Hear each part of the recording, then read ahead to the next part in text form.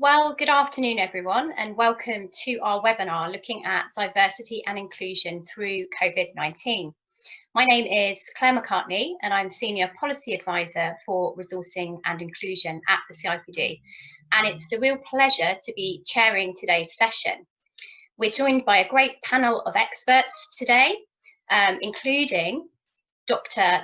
Jill Miller, the CIPD's own Senior Policy Advisor for Diversity and Inclusion, who we'll be hearing from first.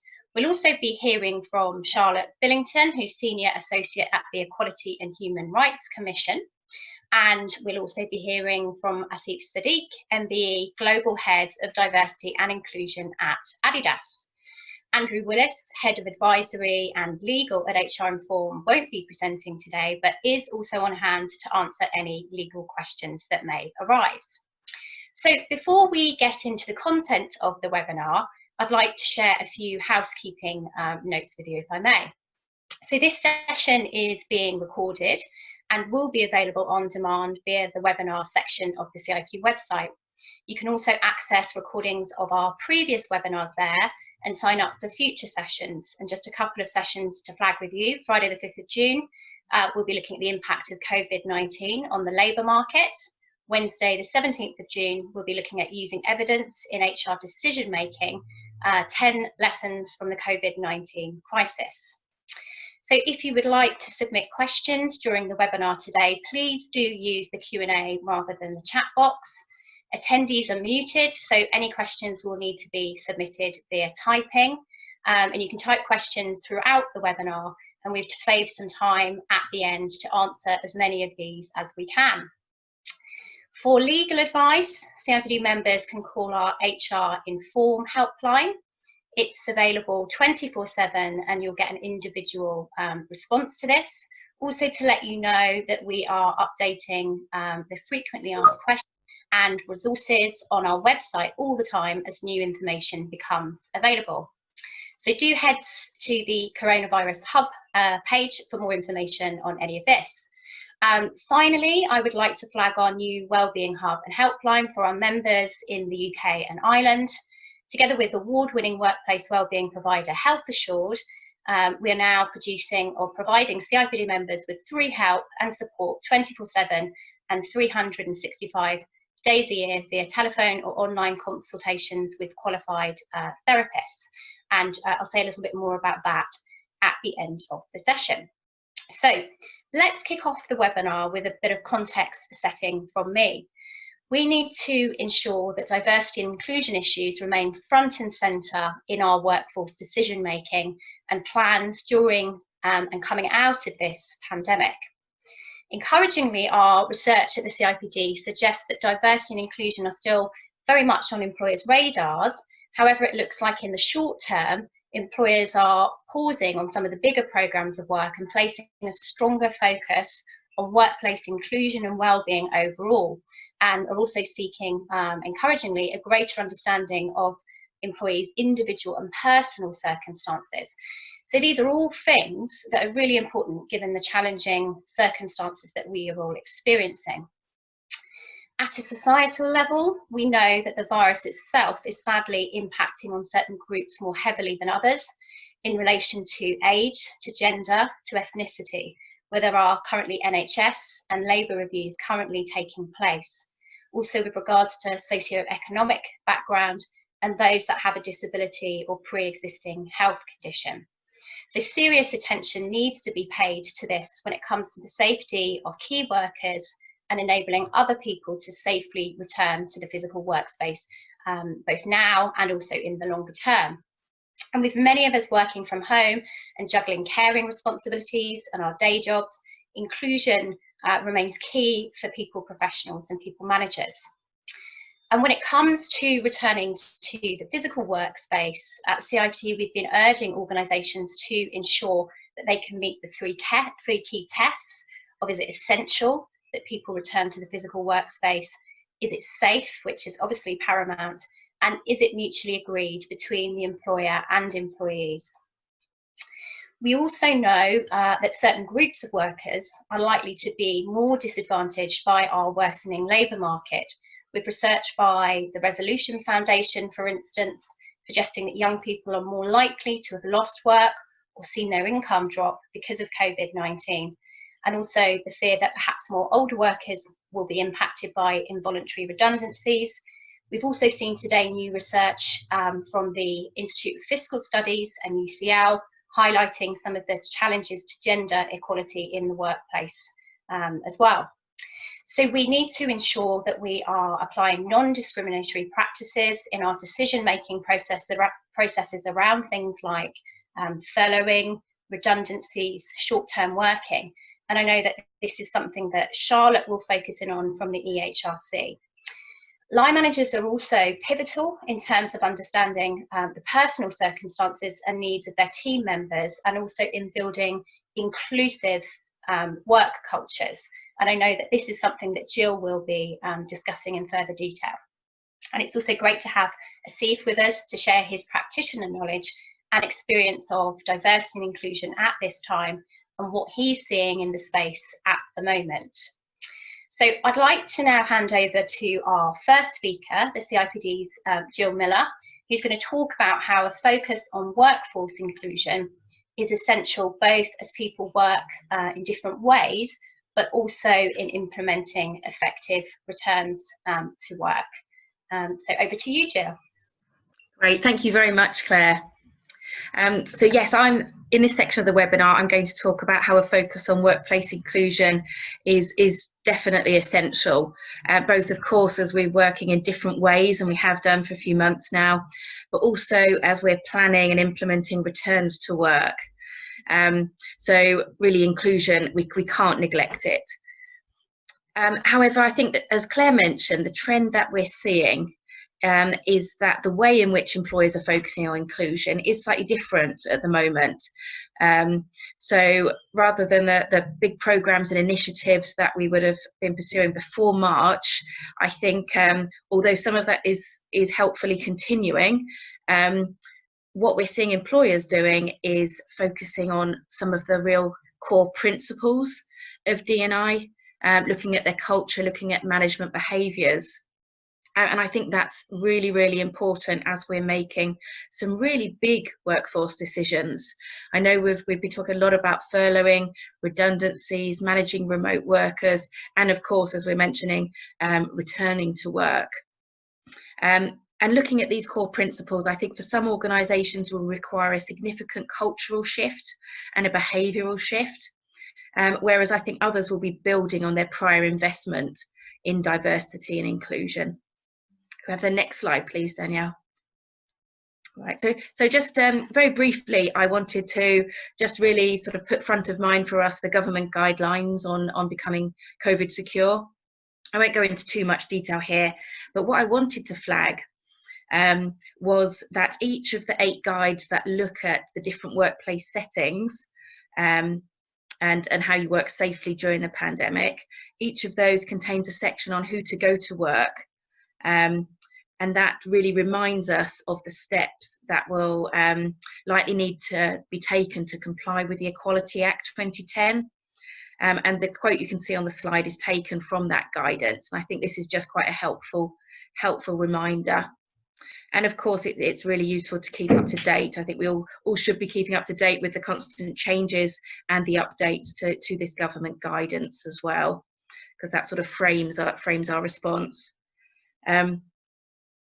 I've also noted on the bottom of the slide the new guidance from EHRC, which, as Claire mentioned, they've published this to help employers and really remind us of the need to make non-discriminatory workforce decisions. I know we've needed to not just make these big decisions about our workforce and our workplace, but also adapting our usual people management practices such as recruitment, and we need to be doing that in a non-discriminatory way. So of course we've got sort of as our front and foremost in our minds these guidelines and the our legal obligations. The next slide, please, Danielle.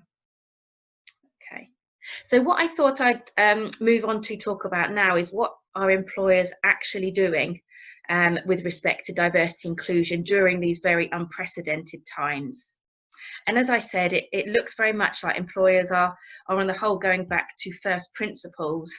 And by that, I mean really trying to understand individual needs and individual circumstances and focusing on general inclusion principles overall. And the reason I say this is this seems to be the trend that was uncovered in our latest employer survey. And we surveyed just over 1,100 employers about how they're responding to the pandemic, and we included some diversity and inclusion questions in there. We wanted to see if and how employers' focus had changed. It's useful to say the timings of this survey, of course, because everything changes so quickly. So it was conducted about 1 month after lockdown, so between the 17th and 23rd of April. And I'd like to go on to show you some of the key findings from that survey, because I think they tell quite an interesting story. But I thought before we do that, it would be great to hear from you to start with. And I see we've got the poll coming up on the screen at the moment. So I'd love to ask you this same question that we asked in the survey. And it's asking your extent of agree to disagree.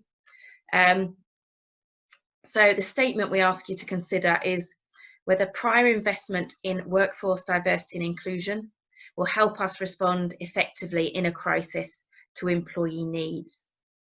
And if you could just indicate the extent of your either agreement or disagreement with that statement, that would be great. And then I think we'll have, as soon as we've had a lot of people responding, I think the results will automatically come up for us.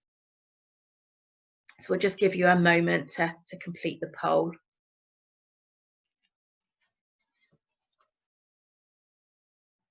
Okay, thank you very much. So we can see the poll results now. If we group together the strongly agree and agree, I've got to do some very quick maths here, 90%. So overwhelmingly, there is agreement among your audience that this prior investment in D&I is going to help the business respond to employee needs. So thank you very much for giving us your views there. This is actually much higher than in our poll, where just 2/5, so I think it was around 43% said the same. And we also asked them to how prior investment helps them respond to customer needs, and a similar percentage was saying that. And I think sort of what you've just told us is very encouraging and makes perfect sense, because I think a diverse workforce that does feel included can contribute to more innovative solutions. And of course, we want more sort of innovation and problem solving at the moment, where it's times that we've never encountered before. And of course, a diverse workforce can give us a better understanding of customer needs and needs of our communities as well that we serve. Now I'm going to move on to the next 2 points on this slide. I'm going to look at them together because I think together they tell a story. So we asked employers to tell us the top 3 HR priorities. And we were asking this, of course, 1 month into lockdown. And we compared that with HR priorities before the coronavirus pandemic. So just 5% of employers put D&I in their top 3 HR priorities currently, compared to 14% previously. And I think looking at this figure alone can be quite worrying. But we need to look at it in the context of the wider survey data to really see the whole story of what's happening. So as you can see by the last point on the slide, even though it looks like D&I is slipping down those priority lists, and I think I have to sort of just reiterate, it's those top 3 priorities we were asking about. Still 2/5 disagreed with the statement on that D&I has to go on the back burner for now. So I think that's quite encouraging that only 26%, so only a quarter, said it didn't have to. Said that it did have to go on the back burner. So this suggests that being inclusive is still a priority factor for many employers, and we hope that a significant number are still recognising that. I'm going to ask you for a second time to give us your views, if that's okay. And we've got the poll question number 2 coming up now. Again, it's an agree. It's the extent to which you agree or disagree with the statement. And the poll question We'll just wait till that pops up so you can see it on your screen at the same time. Here we go. Thank you, Danielle. That's great. Our organisation has explicitly considered the needs and concerns of different employee groups. So to what extent do you think this statement reflects what's happening in your own organisation? And I'll just give you a minute to digest and respond, if that's okay.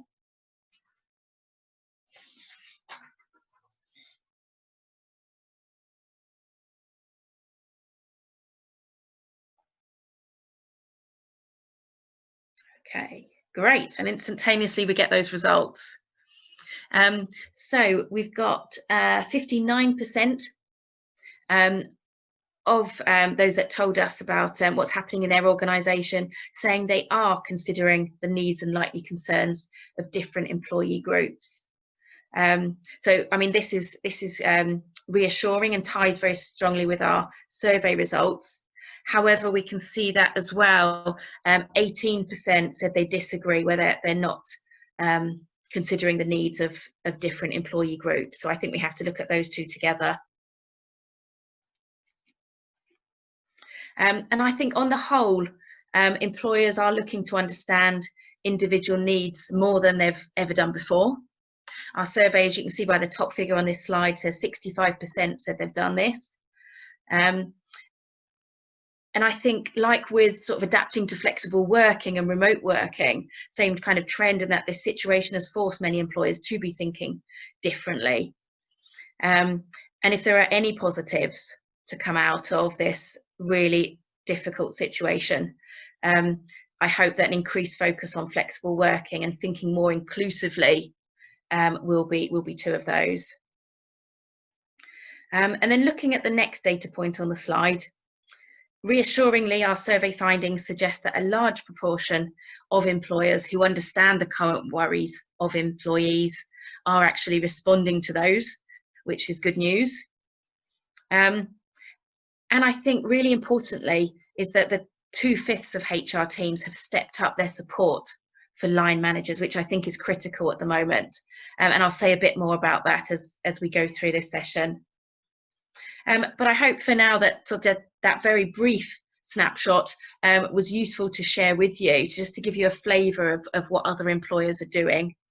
But what I wanted to move on to now, if we can go to the next slide, please, Danielle, great, is the inclusion principles that we've drawn out from our wider work as well as from the survey findings. And what we've tried to draw out here is some general principles for HR to support effective returns to work and sort of organisational activity going forward, related specifically to inclusion. I'm not going to talk through them all because of time, but I'm just going to highlight a few of these which I think are perhaps most relevant at the moment. I think pretty obvious for us is that there's no one-size-fits-all approach.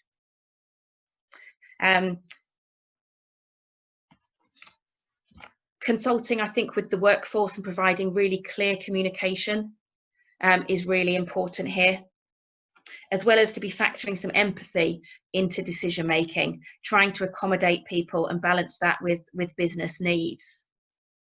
But of course, we do need to be building on the government guidelines and to be working out those details, working them through. The second point here about maintaining a clear focus on employee health, safety and well-being. As Claire said, safety has to be of paramount importance at the moment. And I thought it's useful here to flag that reasonable adjustments are something that we do need to still think very seriously about. We've got to appreciate everyone's experience is different and provide the appropriate support, with flexibility being very key. And as I mentioned before, skilling up line managers for the new way of working is so important, because they need to feel confident and capable to manage in this completely different way, in a completely different new environment, where they themselves are facing different circumstances in and out of work, but also their team are as well. And it's how can they be as inclusive and flexible as possible, keeping those lines of communication open. But also the need for them to have a point of contact in HR where they can get that guidance and support that they need when they're encountering some really tricky situations. but also to ensure they've got the capacity required to prioritise people management at this time. I'm going quite quickly through this slide, but I'm happy to expand on any of these points during the questions as well. The next one is about providing genuine mechanisms for employee voice, and I think as we go through here, we'll be talking about in this webinar, we'll be talking about employers needing to feel able to voice their concerns, to discuss issues that are important to them, but also that enables the business to understand the challenges that their workforce are actually facing and the potential risks to the business, and then employers can be armed with that information to then respond accordingly. I'm not going to say anything more about the next point, which is to critically review your current people approaches to ensure they're inclusive, because Charlotte from the EHRC is going to be talking a lot about ensuring that practices are non-discriminatory. But the final point I wanted to mention, and I've put this on the slide because I think it is really important, is that creating opportunities for people to socialise. And I think often in organisations that this can be seen as a nice to have, whereas actually I think it is really important with employee well-being and inclusion lenses on. Because even when we return to the physical workplace, we can't be sitting around having tea breaks and lunches together. We can't be gathering around the coffee machine like we would normally. But many employers are thinking differently around virtual socialising and actually letting people know it's okay to use work time to do that and to connect with your team and with your colleagues. I think that's very important. Not only to keep abreast of what's happening, but just to have that social connection. So in summary to my section today, I think at this time when people are feeling really anxious about many different aspects of the situation that we're in, especially about returning to work, and we're uncertain about what the next day, the week or the month is going to bring, juggling difficult circumstances, I think inclusive people management is really, really important. And we've covered here some of the main points in ensuring people feel included. But of course, this is not exhaustive, and we've done a bit of a whistle-stop tour. So if there's any questions that you want to pose, please do. And we're ending here on the slide, which flags the Coronavirus Hub, again, that Claire mentioned at the beginning, which has a huge wealth of resources and is regularly updated. Please do have a look at that for a lot of our upcoming research as well. We're going to be producing practical guides on bereavement support, domestic abuse, suicide prevention, supporting working carers, LGBT working lives, and managing drugs and alcohol misuse at work, which is just a flavour of what will be coming over the next few months, because I think these issues are of paramount importance to effectively manage our workforce. So I'm going to pass back to you now, Claire. Thank you. Brilliant. Well, thank you ever so much, Jill. Really helpful first session. I think with lots of practical takeaways of things we really need to be considering as we're continuing to make very difficult decisions about our workforce and the workplace itself. Really interesting to hear more about those research findings as well, and the interactive poll. And as Jill said, if you've got any questions for her, then please do post them up and we'll hopefully get to those.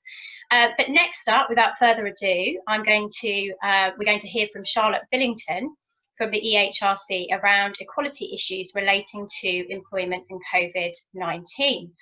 So Charlotte, over to you.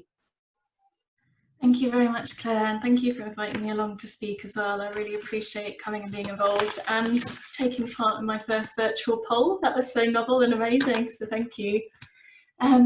So hi everyone, my name is Charlotte Billington. I'm the Compliance Manager at the Equality and Human Rights Commission.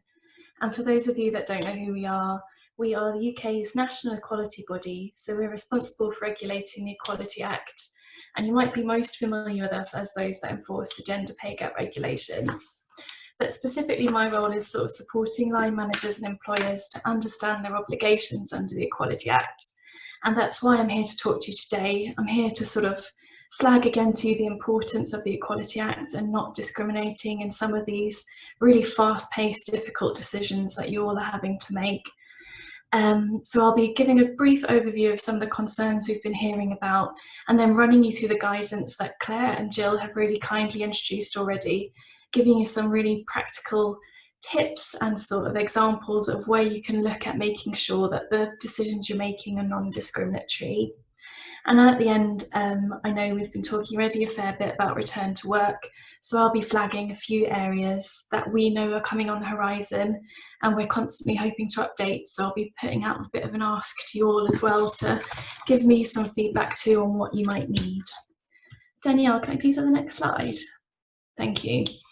So as I said, coming from the EHRC, I'd be quite remiss if I didn't remind you of your obligations under the Equality Act. And I appreciate that people managers and HR professionals have really been at the brunt of this crisis, making really fast decisions with guidance that's changing, feels like almost daily.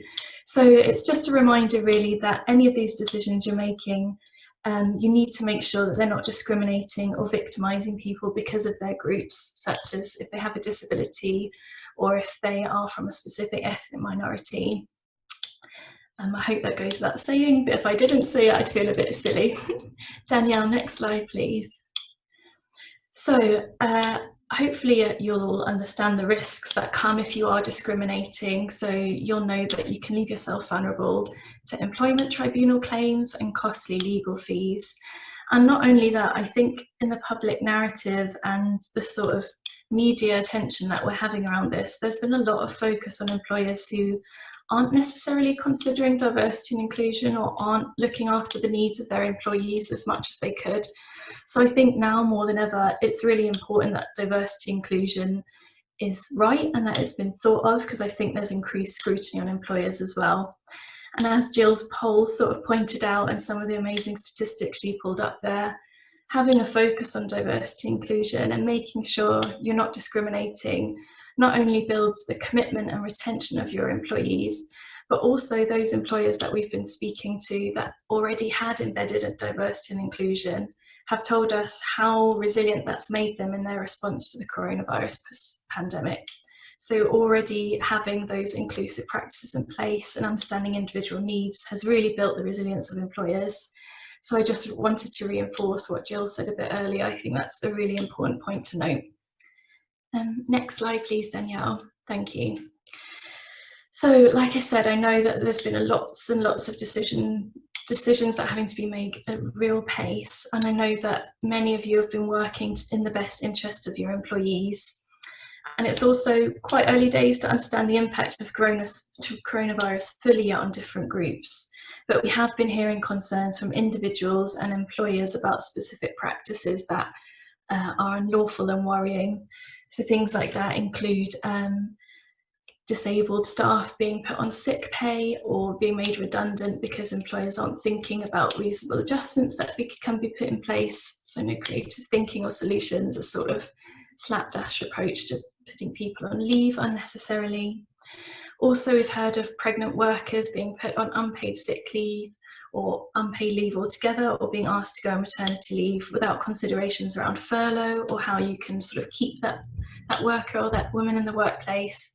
And we've also heard concerns about biased decisions around working structures, so sort of lazy assumptions that women shouldn't be allowed to work from home because they may be caring, etc. So really what we wanted to do was make it as easy as possible for you to understand what your obligations are under the Equality Act. And that's why we publish some really quick guidance just as reminders. Oh, thanks, Danielle, you're way ahead of me. Yeah, so really we just wanted to publish guidance to make it really clear that you can still meet your equality obligations and that actually it's really helpful to do so. So there are a few really important points that are useful for you to consider. The first is the most obvious. Just make sure the decisions you're making, like who's getting extra hours or who you're making redundant or putting on furlough, aren't discriminatory.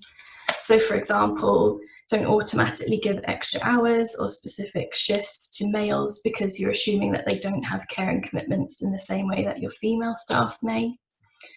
I think Jill's touched on it, we've spoken about it already, but involving employees in that decision-making process is just so important, and it sounds like it's something that you're all really conscious of and doing already, so I'm really pleased to see that. But having that two-way conversation and understanding those individual needs of specific groups of your employees is really, really important. And I would add an extra point there, I guess, to say think about how you are communicating with different groups. So if you've got workers who are on maternity leave and maybe not accessing their staff emails, how are you sort of pushing out and speaking to them and understanding what their needs are? And I'll go a bit more into that later. And then finally, set up your working options in ways that don't disadvantage specific groups of workers. So things like, I know we're all thinking about the return to work now, especially in retail with a sudden announcement that it's all going to be open again. But really think about, if you're putting in place policies, don't just automatically assume they'll work the same way for everyone. So staff that may be returning may have mental health issues that have been exacerbated by the current crisis. Instead of just assuming everyone's going to be comfortable coming back into work, reach out and understand if there are any reasonable adjustments that can be put in place to support them. And I'll talk more about reasonable adjustments a bit later as well. I know that somebody asked for a link to all the guidance, so it is through all these presentations as well. Thank you, Danielle. And I'm sure as people professionals, you're all more than aware that pregnant women and those on maternity leave have specific protections under the Equality Act. So you're obligated to undertake a risk assessment for pregnant workers, and they're protected from unfair treatment and also from being made automatically redundant. So I've got the full list of do's and don'ts on the website that I've linked there, but just for time, I've pulled out 2 of the most important points that I think are useful to know. So I think the first is, if you undertake a risk assessment, if you're thinking about return to work, and you think that the risk is too great for your pregnant employees or those that have come back from maternity leave, then you must find another suitable job or suspend her on full pay if you think the risks are too great and you can't put anything in to mitigate that. And the second is that if you are thinking about redundancies at the end of the furlough scheme or continuing to roll out part-time furlough, make sure that how you're selecting staff doesn't automatically disadvantage women. So don't automatically think someone's on maternity leave or they're about to be on maternity leave, so they're the best people to put. Actually, this can really disadvantage women who may not want to go on furlough leave. So please do be mindful and considerate. Next slide, please, Danielle. Thank you. Again, I'm sure I'm sucking eggs here, but you'll also know that there are obligations to make sure you're making reasonable adjustments for your disabled workers. And this is really, really essential because disabled workers can face barriers or disadvantages that non-disabled workers don't. So your obligations to provide reasonable adjustments are there to really level the playing field and make sure that people are able to access work. And that's important, I think, because what may have been working before has sort of changed and tweaked now. So a few examples I give about possible reasonable adjustments that might be useful. I'm really aware there are lots of you in this webinar, so I'm very aware that some of these might not work, but I hope that you can draw parallels from them. But some sort of examples of reasonable adjustments that we've heard of are organisations offering extra check-ins for line managers for staff who are feeling specifically anxious or who are really depressed. And we've heard of employers who are tweaking hours that people can come in, or specific roles, so moving employees who may have health conditions away from customer-facing roles, things like that, which don't have any costs sort of associated with them, but also things that do have costs associated, like providing budgets or software for disabled workers to be able to access their software working from home. And also it's worth noting, I think, that software that's already out there, like Zoom and many of those platforms, have amazing accessibility features that can be used quite easily and quickly as well. So it's being creative. And again, as I've said before, it's that sort of open communication and speaking really sort of openly with the individual, with your employee, to understand what their needs are and how far you can make a reasonable adjustment. And obviously reasonable is what it says on the tin. It needs to be practical, it needs to be effective, it needs to work for both of you. So those open conversations are really important. And if there are costs incurred, do remember that you've got the government's Access to Work scheme that should be able to help you put in place reasonable adjustments if they are expensive. So just before we go into the next slide, I think it's all the sort of examples I've highlighted here, through making these adjustments to being really open and communicating with your staff and pregnant workers or workers on maternity leave, all those things, all those focuses on inclusive practices and equality, it's not only essential for you as employers to maintain that commitment and also your reputation, but it's so essential to sort of make sure that those employees aren't being pushed out of the labour market. We know already that certain groups are already at a disadvantage in terms of accessing work or being able to stay in work. And some of the things I've highlighted have really shown that actually the pandemic can have and even exacerbate those issues even more. So I would urge you, as sort of those people that have that front line sort of decision-making power almost, to be able to think inclusively and think about equality, because it will really help us make sure that people aren't slipping even further out of the employment market. So it's really, really important. Thank you, Danielle. Oh yeah, and just finally, if you can't make reasonable adjustments, consider if it be reasonable to put an employee on paid disability leave, or if not, think about if you can furlough them until it's safe for them to return to work. But just that same point again, consulting and being really open and having those discussions will not only sort of protect you in terms of showing that you demonstrated you were taking reasonable steps, but also builds that commitment and will be create a much healthier culture as well. Thanks, Danielle. Perfect. So this is, I'm nearly finished, I promise, babbling on. So I said the guidance is out there now, and I've put links throughout the presentation, but also really aware that this sort of external environment and the guidance is changing really quickly. So we're hoping to look at what other clarifications we can add, what sort of concerns or questions you guys are having that we can take away so that we can provide that further support, because I know these decisions are hard. You want to make sure that you've got it right, and we want it to make it as easy as possible for you to do that. So certain concerns we've heard already from employers are worries about how to implement flexible working, how to support people coming back to work when maybe they had childcare lined up that is now no longer available. We've had questions around what sort of things you can ask during the recruitment stage if you're trying to keep certain groups of staff safe. And we're also hearing lots of concerns about how do we keep staff safe and make sure that we're making decisions that don't discriminate but balance out that need for safety. So these are all areas we're taking away and we're looking at, and we want to provide more support around. But I'd be really, really keen to hear from you all through the Q&A, or at the end if you've got any concerns that I can take away and pick up on as well. So just finally, I feel like a harpy going on and on about it again, but just want to reiterate that looking at diversity and inclusion and making sure that you're not discriminating in these really important decisions that you're having to make now will be so essential in sort of making sure that we don't lose those really important gains we've made on equality in the workplace in recent years. And I really hope that you all read the guidance and tell me what else you need so I can go away and do that as well. Thank you. I'll hand back to you now, Claire. Thank you very much. Brilliant. Well, thank you so much, Charlotte, for a really useful reminder, I think, of our obligations relating to the Equality Act, and really good to hear you talking about the importance of consultation and open, who is Asif Sadiq, MBE, Global Head of Diversity and Inclusion at Adidas. And Asif is going to share his practitioner knowledge and experience of diversity and inclusion at this time, and also what he's seeing in the space at the moment. So over to you, Asif.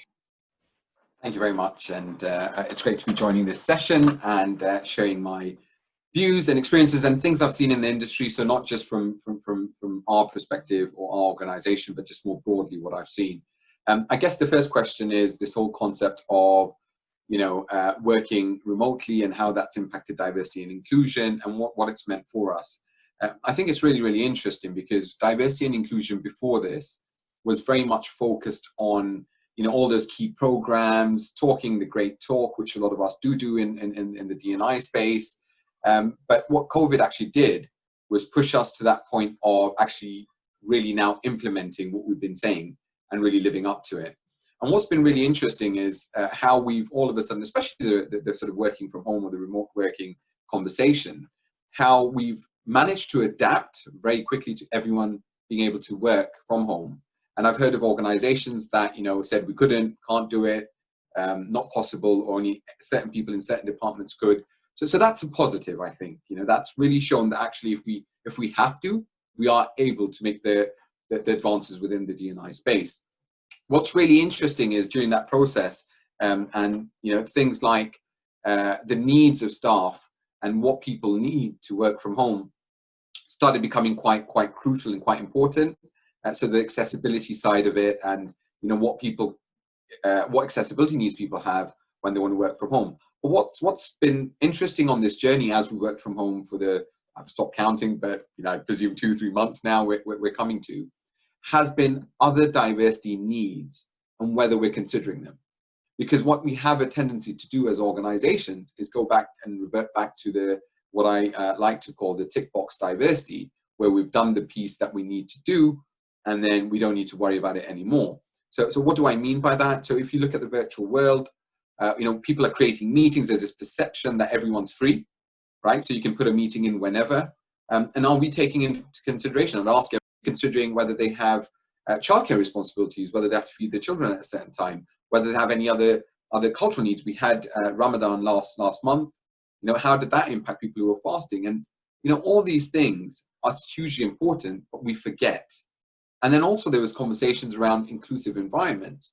Are we taking that time to create those inclusive environments in the current format? How many conversations or calls do we have where we allow 5 minutes beforehand just to find out how everyone's doing, or 5 minutes at the end? Have we introduced those, what I call the water machine moments that we have in the office? Are those there now in this virtual world? And have we included them? And all these things are things we need to start thinking about when we're thinking about diversity.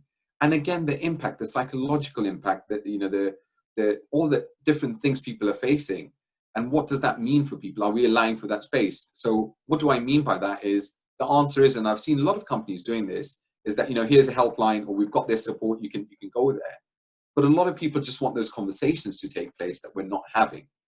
So all these things are really, really crucial. And I think there are some positive learnings that we've gathered from this time.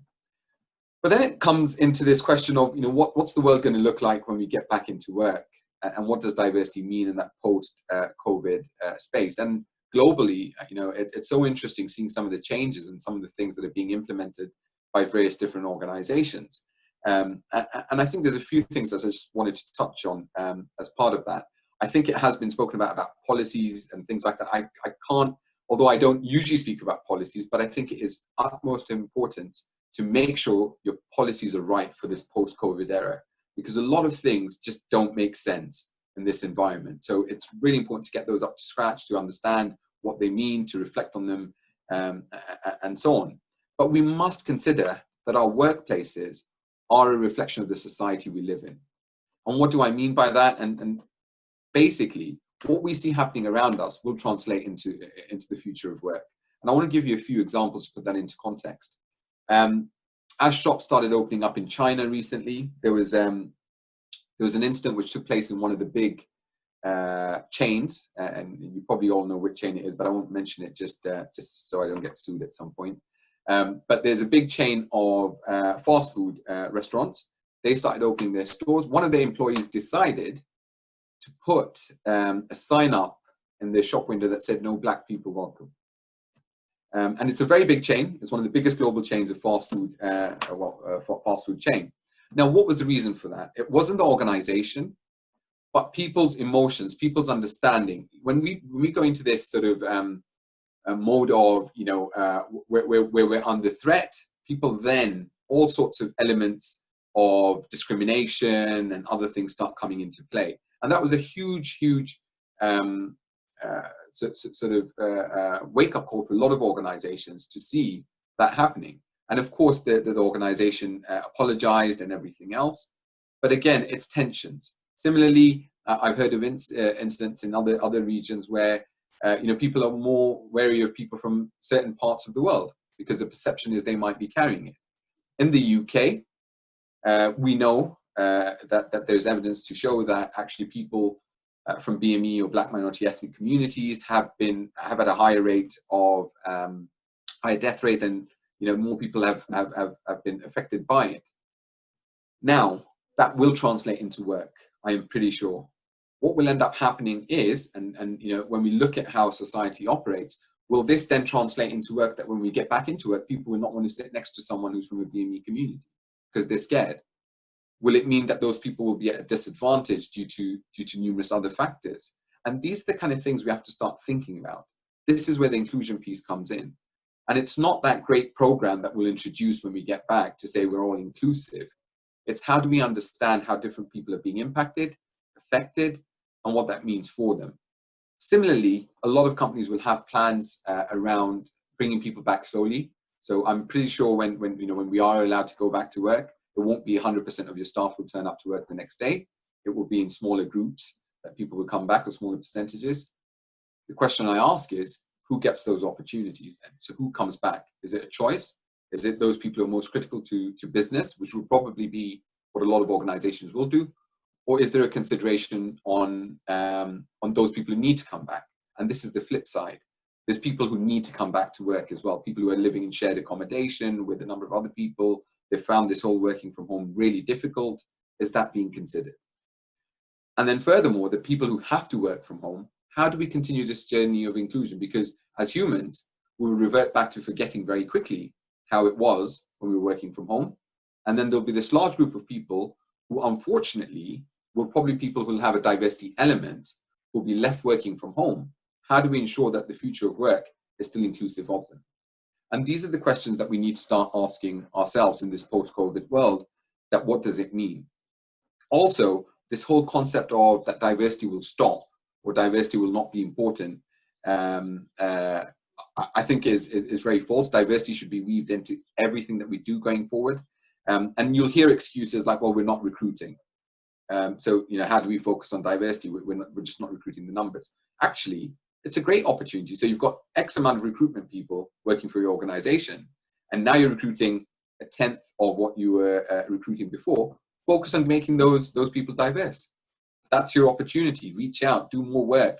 All the things that you wanted to do before that you didn't have the opportunity to do, now's that opportunity.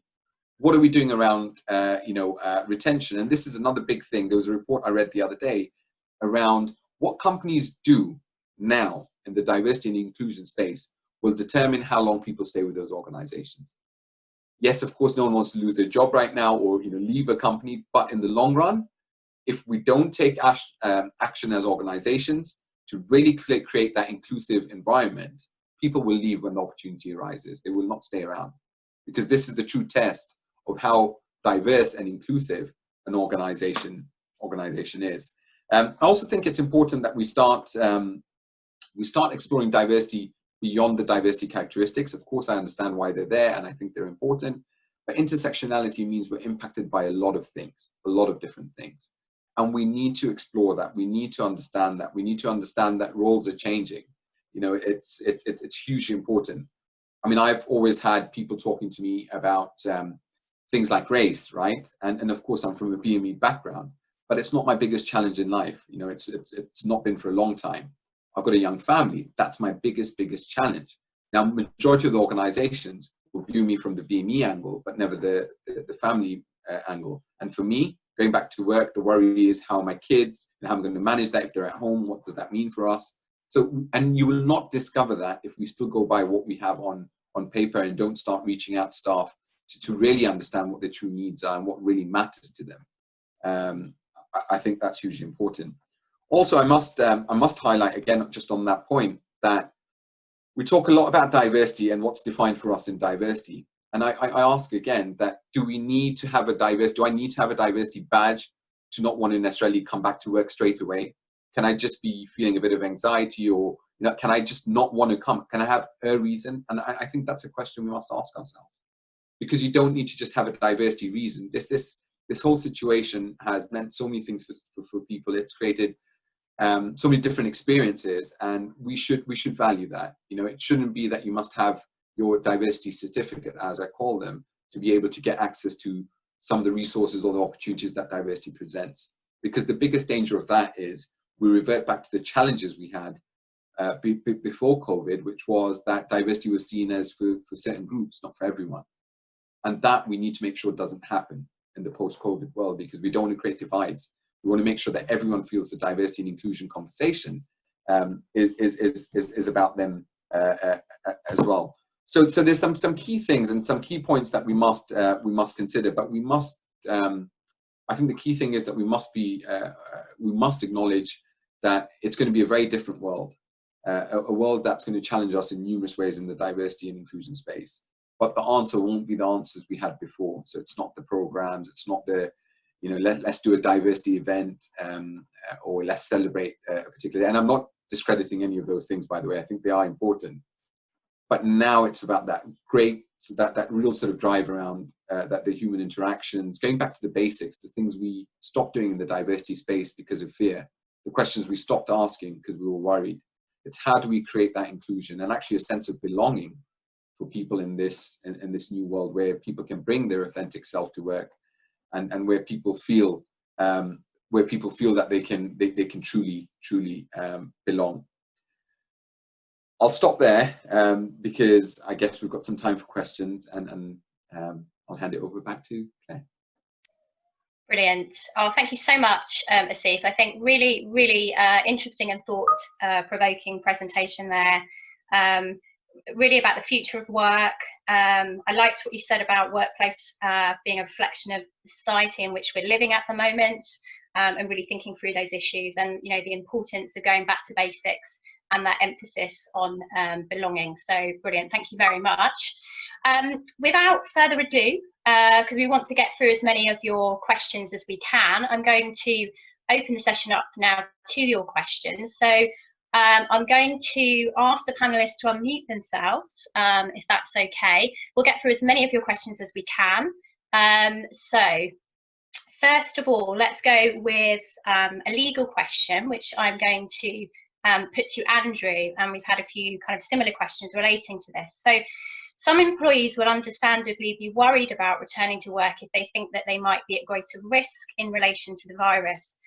If employees aren't in that clinical vulnerable or extremely vulnerable group, but feel at greater risk because of their gender or their ethnicity or age, for instance, what would your advice be, Andrew, from a legal perspective for employers and employees?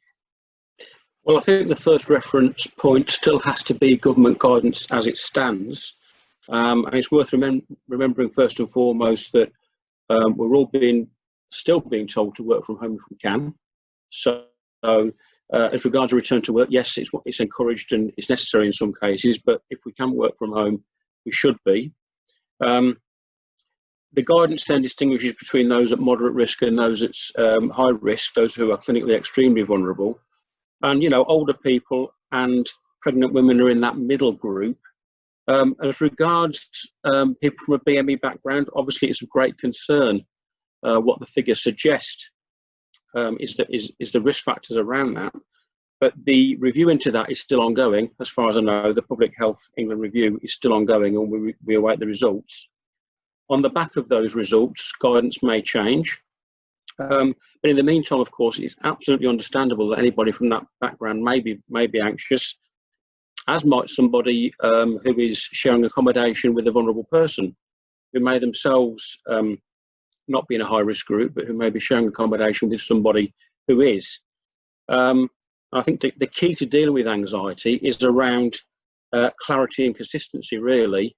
So I think it's important to consult with people about the workplace return and about the rules that will be in place after people do return, and also to apply those rules consistently once they're agreed, so that everyone feels safe and secure in what's happening, understands what's happening.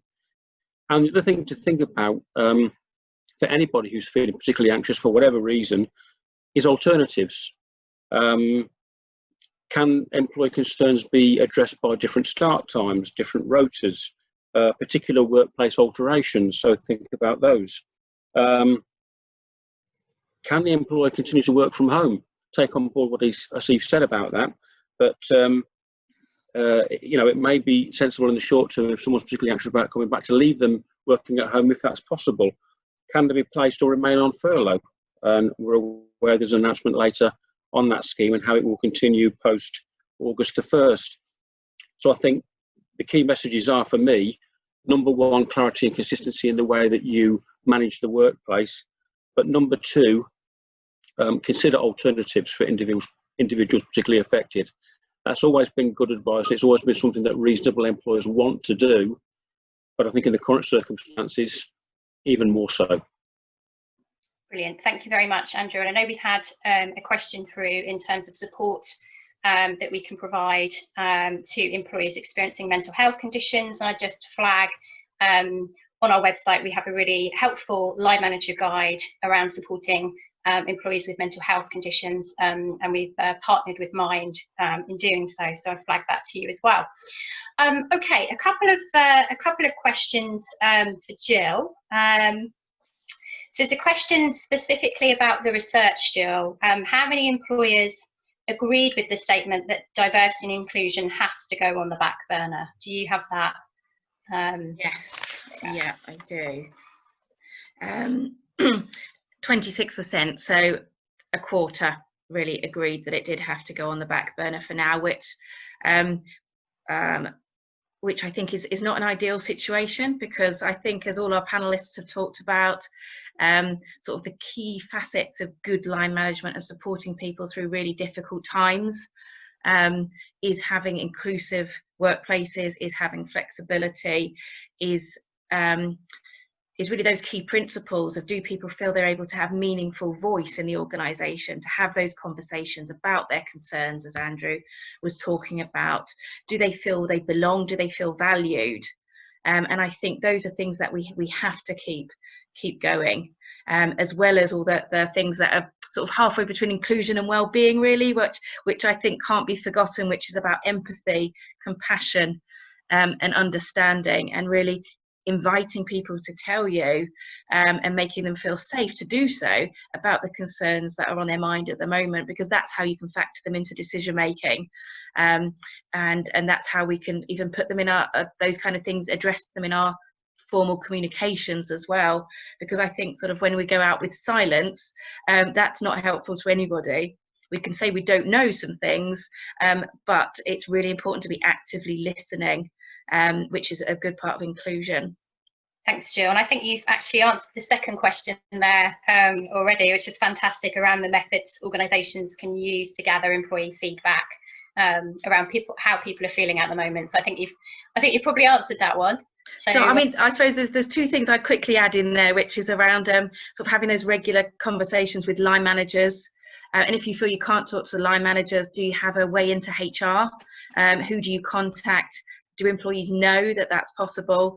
But for line managers themselves to be asking some open-ended questions to employees, to give them the opportunity to share if they want to, and to be having those very regular catch-ups, because of course, as we know, as we're watching the news every night, things change so quickly, and our concerns will change with that. So I think it is that two-way communication that's really important. Perfect. Thank you very much, Jill. I'm going to head over to Asif now. We have a question around, what is the biggest D&I challenge you're facing right now?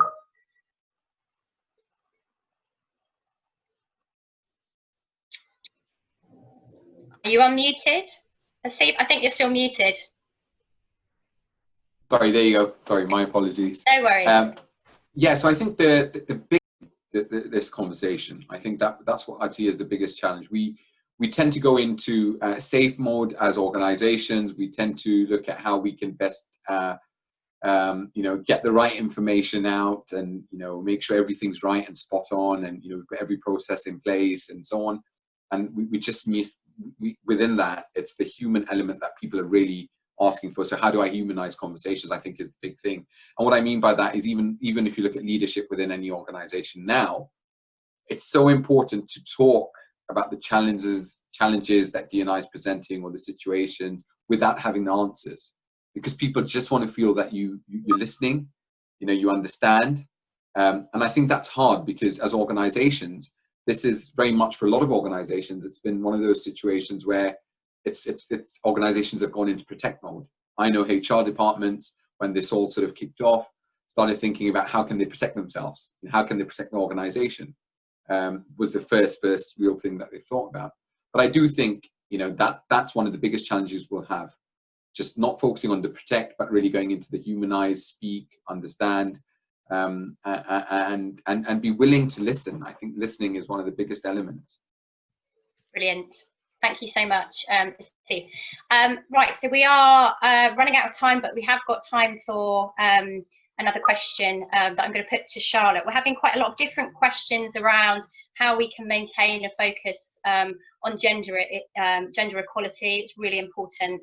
You know, we've seen that working mothers, for instance, are potentially being negatively impacted by the current experience. So just wanted to get your views there about how we can maintain that focus on gender equality and how important that is. Yeah, thank you. That's a really interesting question, because gender is one of the ones, like you pointed out, I think, Claire, the IFS study about, I think for every 1 hour a woman's able to work, 3 hours men are able to work as well. And how do you return to work, I guess, when you've got childcare considerations that aren't there? And I think even being mindful of that, so the gender pay gap reporting has been postponed for this year, but that shouldn't necessarily stop you continuing to collect data and understanding what's happening with women and being really mindful about the different experiences that working mothers are having in your workplace. I think what I spoke about in terms of making lazy assumptions about women not being able to participate will be really important to keep thinking about that as you're making decisions. And I think, just reiterate the point again, constantly having conversations and seeing what's manageable for both you as an organisation and for women who are going to have specific concerns about caring responsibilities or return from maternity leave. So we're hoping to add a bit more guidance and pushing around flexible working and good practice on that as part of our updated guidance as well. So hopefully we'll be able to signpost there. But it's like I said, and I think as you said as well, if you've already got diversity inclusion that's already in place, then that's already put you in a really good stead. So if you haven't already, start thinking about flexible working and just some of the good practices that we've all been speaking about as well, and being really, really mindful of how this is going to impact groups going forward into the future of work as well. Brilliant. Thank you so much, Charlotte. And I think we are, I'm afraid, out of time for any further questions. But I'd just like to say a really huge thank you to our excellent speakers and contributors today. So thank you so much to Jill, to Charlotte, to Asif and to Andrew. I'd also like to say a really big thank you to everyone that's watched this webinar, and thanks for all your great questions. And just some final points from me before we close. Just to remind you again that the webinar will be available on demand later, as will the slides. Do keep an eye out for future webinars, and a reminder of these again: Friday the 5th of June, the impact of COVID-19 on the labour market; Wednesday the 17th of June, using evidence in HR decision making. I'd also like to remind you again about our member benefits, resources and the Wellbeing Helpline, which you will see on your screen shortly. The details of that and the number you can find up on our website. So please do make as much use of these as you can. And finally, just like to say, please do carry on with all the great work that you're doing to help your organisations and employees throughout and beyond this challenging period. And if you'd like to share any of the things that you're doing with us, then you can do this via Twitter through the hashtag #StrongerTogether. So thank you so much for your contribution, and goodbye.